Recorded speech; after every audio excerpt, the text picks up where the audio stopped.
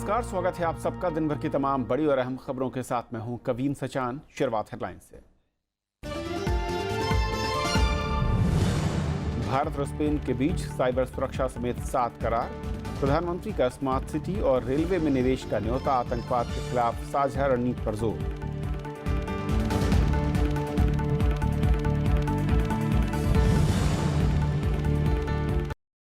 मुख्यमंत्री सिद्धरामैया की अगुवाई में कांग्रेस लड़ेगी कर्नाटक चुनाव। डीके शिव कुमार को प्रचार की कमान। जातीय समीकरण पर निगाह।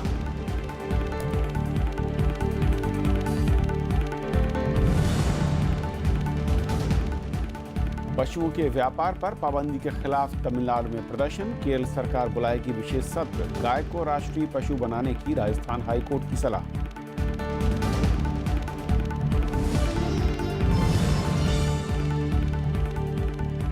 पिछले वित्तीय वर्ष में 7.1% रही जीडीपी। नोटबंदी के चलते चौथी तिमाही में गिरकर 6.1 हुई। अप्रैल में कोर सेक्टर की वृद्धि घटकर 2.5%।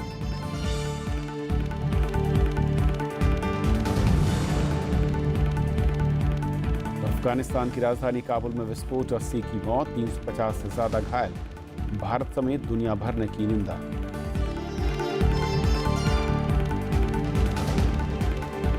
और आइए देखते हैं पहली खबर।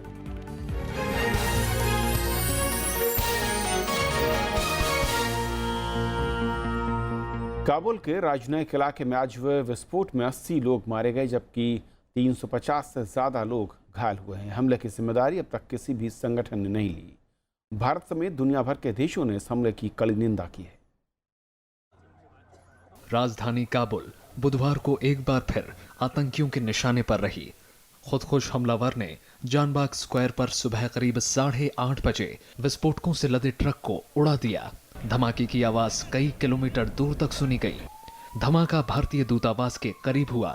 इस इलाके में कई और विदेशी दूतावास भी हैं।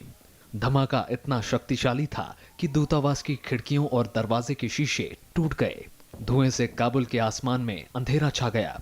انفجار وقت شد که ما داخل دفتر یک چند لحظه پیش شده بودیم که در شعبه شیشته بودیم که یک دفعه انفجار شد. حمله توسط یک موتر صورت گرفته. 30 واسطه هم از هموطنهای ما که در این مسیر روی جاده بودن اینا هم خساره‌مند شده و تعداد تخریب شده. धमाके के बाद सुरक्षा बलों ने पूरे इलाके को घेर लिया है।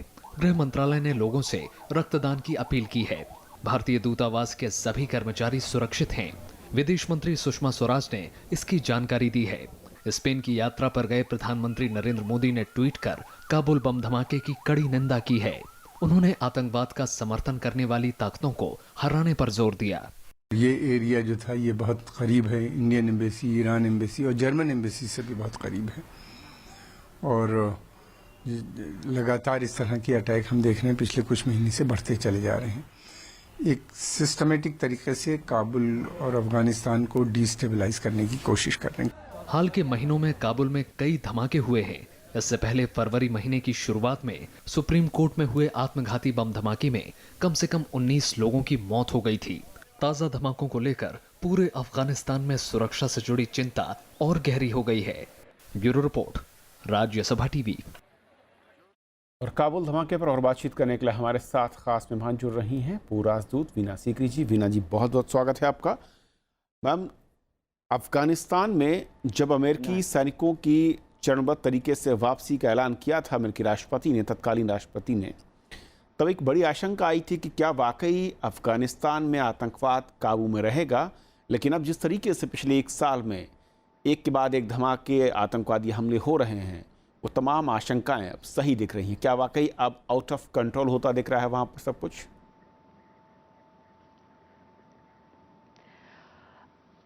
अफगानिस्तान की सिचुएशन बड़ी गंभीर है। वहाँ स्थिति वाकई बहुत ही गंभीर है। और आज जो ये बॉम्ब ब्लास्ट हुआ है, ये कहते हैं कि काबुल या अफगानिस्तान में शायद इतना बड़ा बॉम्ब ब्लास्ट कभी नहीं दिखाई दिया गया।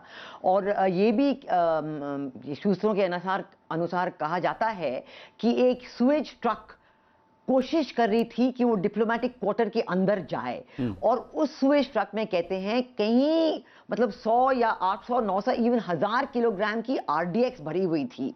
लेकिन जो अफगानिस्तान की सिक्योरिटी एजेंसी हैं उन्होंने उस ट्रक को बाहर ही रोक दिया, डिप्लोमेटिक क्वार्टर के बाहर रोक दिया, उसे अंदर जाने की इजाजत नहीं दी। और वहीं पे उसी बॉर्डरिंग एरिया पे ये बॉम्ब ब्लास्ट हुआ है जो जर्मन एम्बेसी के सबसे करीब है। उसके आगे भारतीय दूतावास है और अन्य दूतावास भी हैं।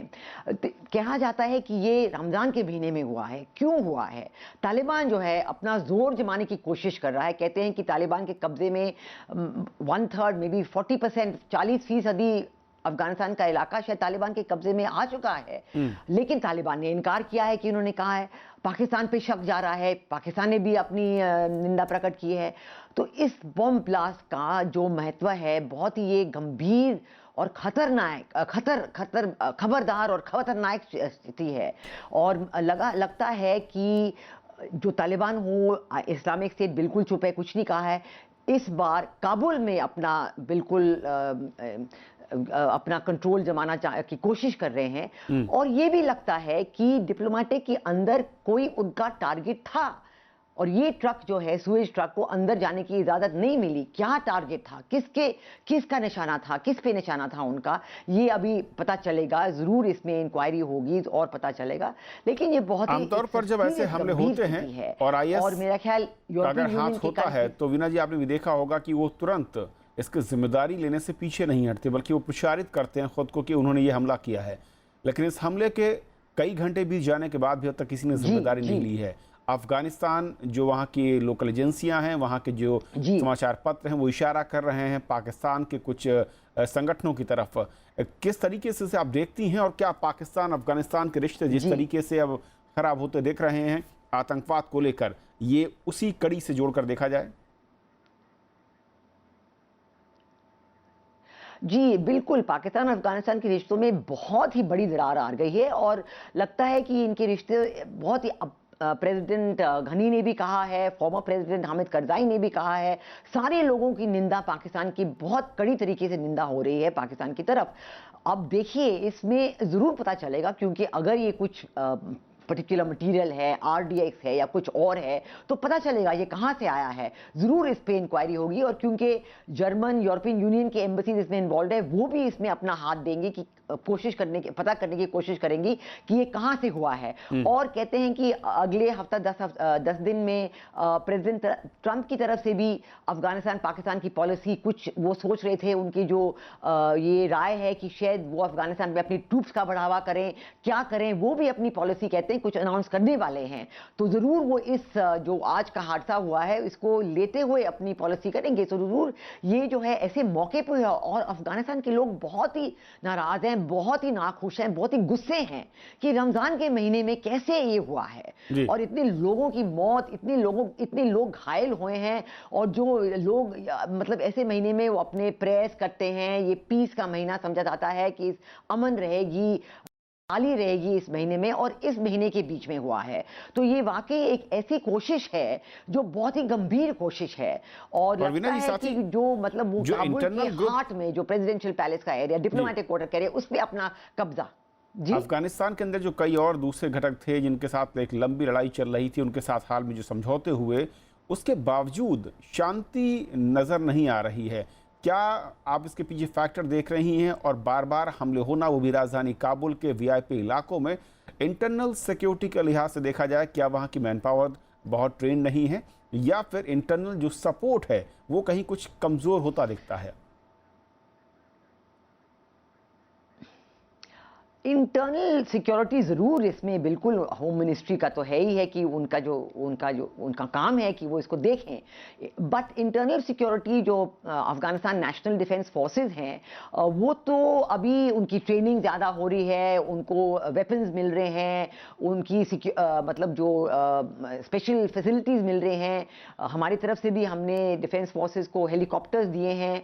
तो ये सब है, लेकिन जो नेगेटिव फोर्सेस हैं, अगर आप सोचिए तालिबान के बारे में, क्योंकि तालिबान का ही कब्जा है कई इलाकों में, तो वो तो बिल्कुल अब आर या पार की लड़ाई में लगे हुए हैं। और वो कहते हैं कि अफगानिस्तान में जो सरकार है उसको इतना कमजोर करें कि पूरा शहर ही उनके साथ उन पे गिर जाए। लेकिन मेरी जो उम्मीद है, पूरी उम्मीद है कि ये कभी नहीं होगा, क्योंकि सारे जो देश हैं, अमेरिका हो या यूरोपियन यूनियन हो, भारत हो, सब देश जो हैं ये बिल्कुल नहीं चाहते कि अफगानिस्तान के हार्ट में, काबुल में ऐसी कोई बात हो। और वाकई में मेरा ख्याल है कि ये इतनी मतलब खतरनाक स्थिति आ गई है कि पूरी दुनिया, सारे देश, सिक्योरिटी काउंसिल सब इस पे गौर फरमाएंगे और सोचेंगे कि अब इसमें वाकई कुछ बहुत ही कड़े स्टेप्स लेने की का समय आ एक गया आखिरी है, सवाल वीना जी, जिससे काबुल जिस तरीके से वहां पर नेटो के सैनिक हैं, अमेरिकी सैनिक वहां पर मौजूद हैं, इनको वापस जाने का जो एक सिलसिला शुरू हुआ था, आपको लगता है कि इस तरह के हमलों के बाद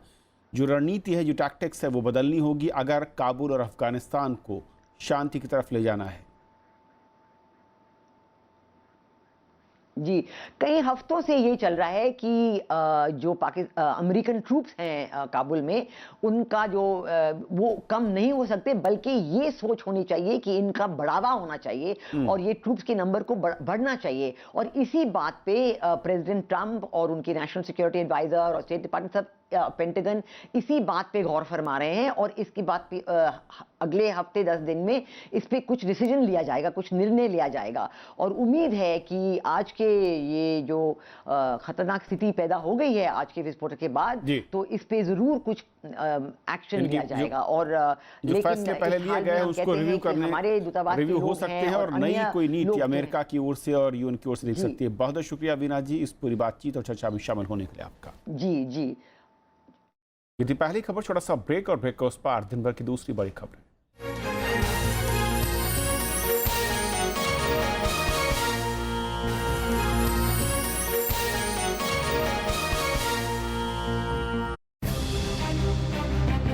भारत रूस संबंधों के 70 साल, इम्तिहान की घड़ी में भी दोनों देश रहे हैं साथ। क्या है इस दोस्ती का राज? देखिए देश देशांतर में आज रात 8:30 बजे।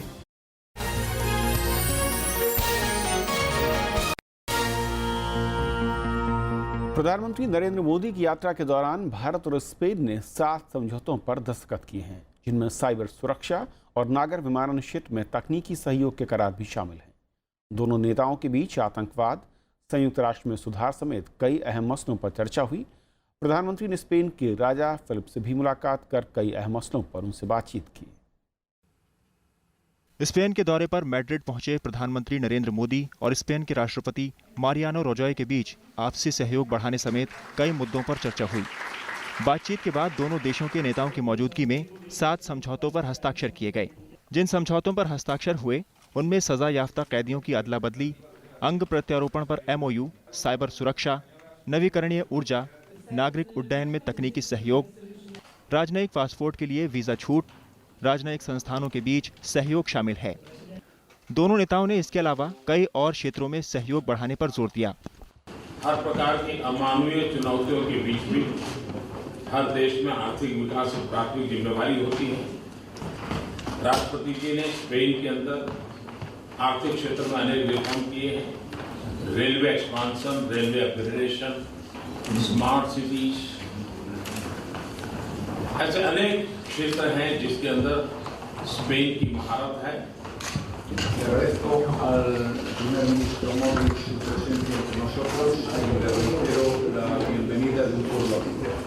दोनों नेताओं के बीच बातचीत में ब्रेक्जिट का मुद्दा भी अहम रहा। इस दौरान यूरोपीय यूनियन की मजबूती पर भी जोर दिया गया। प्रेसिडेंट राहुल एक बहुत ही दीर्घदृष्टा नेता है, उनका गहरा अनुभव है और अपने आदर्शों और उसूलों पर वो बहुत ही कमिटेड है। दोनों नेताओं ने आतंकवाद, संयुक्त राष्ट्र में सुधार समेत दूसरे वैश्विक मुद्दों पर आपसी सहयोग जारी रखने पर जोर दिया। प्रधानमंत्री ने स्पेन की बुनियादी ढांचा, पर्यटन, ऊर्जा और रक्षा क्षेत्र की कंपनियों को भारत में निवेश का न्योता देते हुए कहा कि स्पेन की कंपनियों के लिए भारत में निवेश का अच्छा समय है। 1988 के बाद स्पेन यात्रा पर जाने वाले नरेंद्र मोदी पहले भारतीय प्रधानमंत्री हैं। अखिलेश सुमन, राज्यसभा टीवी। बूचड़खानों के लिए जानवरों की बिक्री पर पाबंदी के खिलाफ आज DMK ने तमिलनाडु में प्रदर्शन किया। वहीं IIT मद्रास में बीफ फेस्ट पर छात्र की पिटाई के विरोध में छात्र संगठनों ने धरना दिया। तो केरल सरकार ने केंद्र के आदेश के खिलाफ एक विशेष सत्र बुलाने का फैसला लिया। तो राजस्थान हाई कोर्ट ने गाय को राष्ट्रीय पशु का दर्जा और गौवध पर उम्र कैद की सजा देने की सलाह दी। ये प्रदर्शन है बूचड़खानों के लिए जानवरों के व्यापार पर प्रतिबंध के खिलाफ। डीएमके कार्यकर्ताओं ने राजधानी चेन्नई समेत कई जगहों पर प्रदर्शन किया। वहीं बीफ फेस्ट के मुद्दे पर आईआईटी मद्रास में छात्र की पिटाई के विरोध में एसएफआई और डीवाईएफआई छात्र संगठनों ने भी प्रदर्शन किया। वो आरोपियों के खिलाफ कार्रवाई की मांग कर रहे थे। FIR filed on Suraj, but we don't know on what charges actually. We think that it's all part of their, they're also trying to defend in some way, and we are pushing the administration to do an FIR. Instead also we are doing protest. All the legal ways we can do, we are doing that. इस मामले पर केरल, पश्चिम बंगाल, कर्नाटक और त्रिपुरा सरकार में केंद्र सरकार का विरोध किया जा रहा है। केरल के मुख्यमंत्री पी विजयन ने कहा है कि वो दूसरे राज्यों के मुख्यमंत्रियों के साथ बैठक के अलावा विधानसभा का विशेष सत्र बुलाएंगे। കേന്ദ്ര സർക്കാർ ഒരു വിജ്ഞാപനം പുറപ്പെടുവിച്ചിരിക്കുകയാണ്. അതിൽ the prevention of cruelty to animals regulation of livestock markets rules 2017 ഇതാണ് അവരുടെ വിജ്ഞാപനം. കന്നുകാലി ചന്തകളുടെ പ്രവർത്തനത്തിന്മേൽ നിയന്ത്രണങ്ങൾ കൊണ്ടുവരിക എന്നതാണ്. मद्रास हाईकोर्ट ने मंगलवार को केंद्र की अधिसूचना पर अंतरिम रोक लगाई थी। उसके एक दिन बाद हिंगोनिया मामले पर राजस्थान हाईकोर्ट ने गाय को राष्ट्रीय पशु घोषित करने की सरकार को सलाह दी। साथ ही गोहत्या करने वालों के लिए उम्र कैद की सजा का प्रावधान करने को कहा है। हमने कहा कि राष्ट्र को इस गायों के इसको राष्ट्रीय पशु घोषित किया जाए, इसमें आजीवन कारावास की सजा दी जाए, इसमें प्रॉपर मॉनिटरिंग हो, किसी प्रकार का कोई व्यवधान नहीं हो। कोर्ट ने हर 3 माह पर गौशाला की रिपोर्ट तैयार करने और स्थानीय अधिकारियों को हर महीने दौरा करने का आदेश दिया है। पिछले साल जयपुर के हिंगोनिया गौशाला में कई गायों की भूख और बीमारी से मौत हो गई थी। Bureau report, Rajya Sabha TV.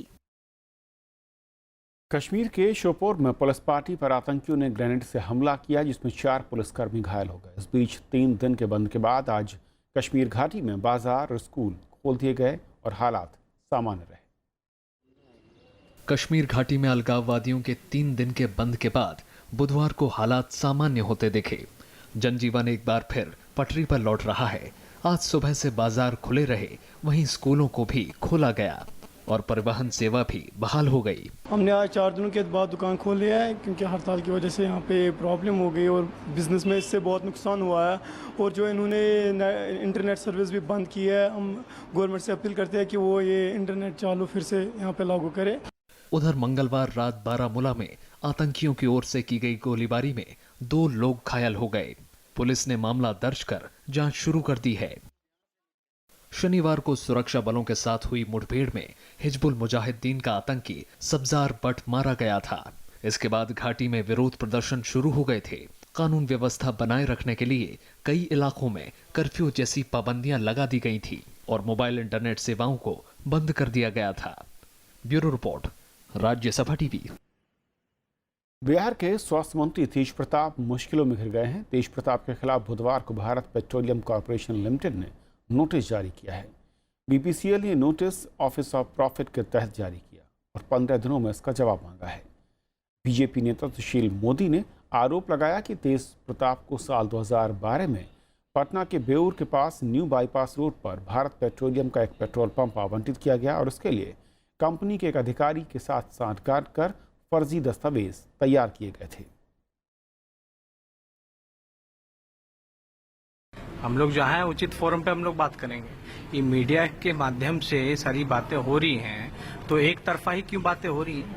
हमारे जो लगाए गए जो आरोप हैं हमारे पार्टी द्वारा, सुशील मोदी क्यों नहीं उसका जवाब देते हैं? सुशील मोदी जी इसका जवाब दें पहले। जीएसटी पारित करने के लिए दिल्ली विधानसभा के एक दिन के विशेष सत्र में आज जमकर अवरोध हुआ। केजरीवाल सरकार में मंत्री रहे कपिल मिश्रा के साथ सदन में हाथापाई हुई, लेकिन आम आदमी पार्टी ने इन आरोपों को खारिज किया। इस दौरान दिल्ली सरकार में मंत्री रह चुके कपिल मिश्रा बैनर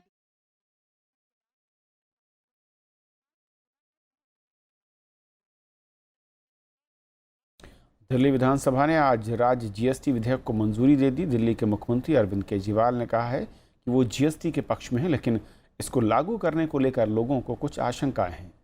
उन्होंने कहा कि जीएसटी के दरें बहुत ज़्यादा रखी गई हैं, इससे महंगाई बढ़ेगी। राज्यपाल ने कहा कि जीएसटी की दर 18 और 28% की जगह 10% तक ही रखी जानी चाहिए। अयोध्या दौरे पर गए उत्तर प्रदेश के मुख्यमंत्री योगी आदित्यनाथ ने अयोध्या के विकास के लिए 350 करोड़ रुपए देने का ऐलान किया। उन्होंने कहा कि रामनवमी के दौरान अयोध्या में 24 घंटे बिजली मुहैया कराई जाए। इसके साथ ही राम मंदिर विवाद को सुलझाने के लिए सरकार बातचीत के जरिए हल निकालने की कोशिश करेगी। इससे पहले अयोध्या पहुंचे आदित्यनाथ ने हनुमानगढ़ी में पूजा अर्चना की और उसके बाद रामलला के दर्शन किए। मुख्यमंत्री बनने के बाद आदित्यनाथ पहली बार अयोध्या पहुंचे।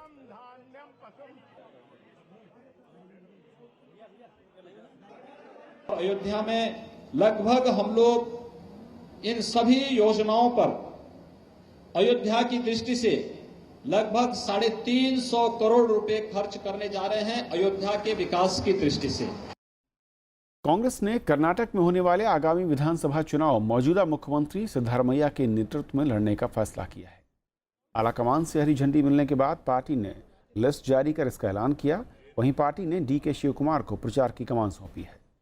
राज्य में सत्ता को बचाने के लिए दोनों अहम पदों मुख्यमंत्री और प्रदेश अध्यक्ष पर यथास्थिति को बनाए रखा गया। वहीं आपसी गुटबाजी और विरोध के चलते प्रदेश में तमाम समुदायों को उचित प्रतिनिधित्व देने का संकेत दिया गया।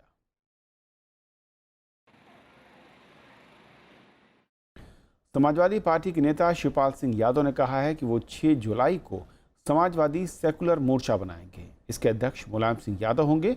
उन्होंने कहा कि वो चाहते हैं कि पार्टी में एकता रहे। उन्होंने इस मोर्चे में पार्टी के पुराने कार्यकर्ताओं को जोड़ने की बात कही। हाल ही में उत्तर प्रदेश में हुए विधानसभा चुनाव से पहले शिवपाल यादव और पूर्व मुख्यमंत्री अखिलेश यादव के बीच मतभेद सामने आए थे। यूपीएससी सिविल सर्विस एग्जाम 2016 के नतीजों का ऐलान हो गया है। नंदिनी केआर ने पहला स्थान हासिल किया है। वहीं अनमोल शेर सिंह बेदी ने दूसरा, जबकि गोपाल कृष्ण रोनाकी ने तीसरा स्थान हासिल किया। परिणामों में 1099 लोगों ने यूपीएससी क्वालिफाई कर लिया। भारतीय प्रशासनिक सेवा, भारतीय विदेश सेवा, भारतीय पुलिस सेवा और केंद्रीय सेवाओं के ग्रुप ए और बी के परिणाम घोषित किए गए हैं। मध्य प्रदेश में व्यापम घोटाला उजागर करने वाले आनंद राय ने 28 मई को हुए एम्स एमबीबीएस एंट्रेंस एग्जाम का पेपर लीक होने के आरोप लगाए हैं। उन्होंने इसकी शिकायत दिल्ली पुलिस से की है। आनंद का आरोप है कि उन्हें प्रश्न पत्र के कुछ स्नैपशॉट मिले। हालांकि एम्स ने आरोपों को खारिज किया, साथ ही शिकायत की जांच कराने की बात कही है।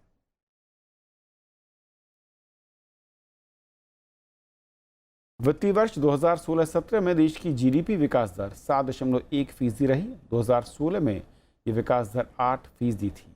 वहीं चौथी तिमाही में ग्रोथ 6.1% रही। 8 कोर सेक्टर की वृद्धि दर में गिरावट हुई है। अप्रैल में कोर सेक्टर की ग्रोथ घटकर 2.5% रही। मार्च में ये 5.3% थी।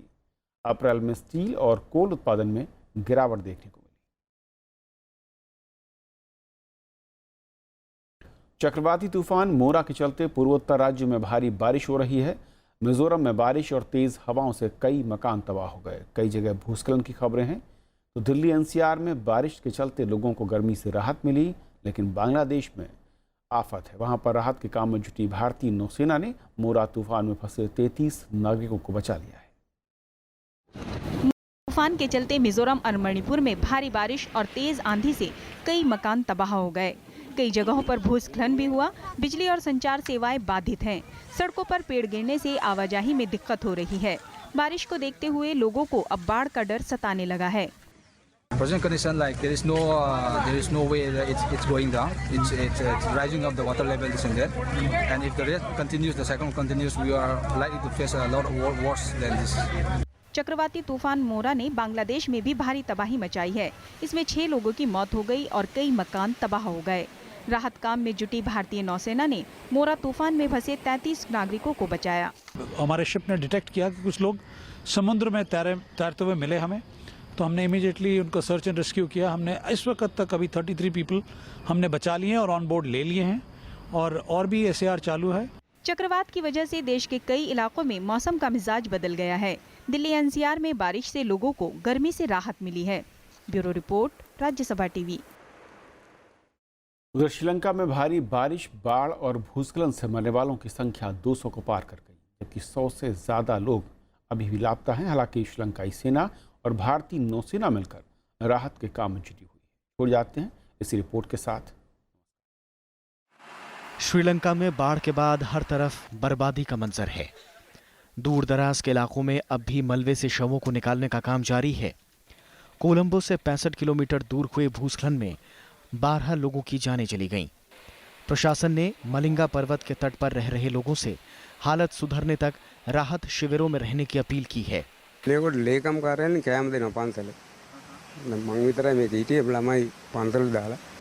भारत श्रीलंका की मदद में जुटा हुआ है।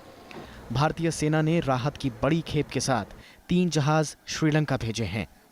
300 से ज्यादा जवान राहत और बचाव काम में लगे हुए हैं। हमारा एक ऑपरेशन ऑलरेडी चल रहा है श्रीलंका में, जहां पर हमारे जलाश्वा, शार्दुल और एक किर्च को हमने भेजा था। पड़ोसी देश भारत से मिल रही मदद पर श्रीलंका ने आभार जताया है। මොක බොහොම ශනිකව අපි විදේශ අමාත්‍යාංශ තුලින් මේ කරපු ඉල්ලීමට ප්‍රතිචාර ලැබිලා තියෙන එක අපට ලොකු සතුටක් බවට මේ අවස්ථාවේ මතක් කරන්න කැමතියි।